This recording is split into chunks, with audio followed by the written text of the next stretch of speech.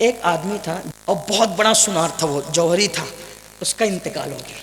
जवानी में उसकी बीवी बेवा हो गई, उसका बच्चा यतीम हो गया। तो अब सब धीरे धीरे बिकने लगा, सब बिक गया, खत्म हो गया सब। तो एक दिन माँ ने बेटे से कहा, बेटा तो एक बहुत कीमती हार तेरे अब्बा छोड़ करके मरे हैं, जा तेरे चच्चा बड़े सुनार है।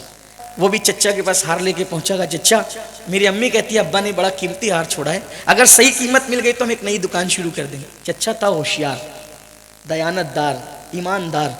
उसने कहा, बेटा ये हार तुम जितना सोच रहे हो ना उससे बहुत कीमती है, लेकिन अभी वो वक्त नहीं आया कि ये हार बिके, क्योंकि अगर बिक जाएगा, कीमत आ जाएगी, दुकान खोलोगे तो चलाएगा कौन, तुम्हें तो कुछ आता ही नहीं। तो एक काम करो, तुम मेरे यहाँ नौकरी करो, मैं तुमको सुनारी का फन सिखा दूंगा, जौहरी का फन सिखा दूंगा, उम्र भी बढ़ जाएगी और तुम्हें अभी पैसों की जरूरत है तो मैं तुम्हें तनख्वाह दूंगा, अच्छी तनख्वाह दूंगा, तेरा घर चलता रहेगा।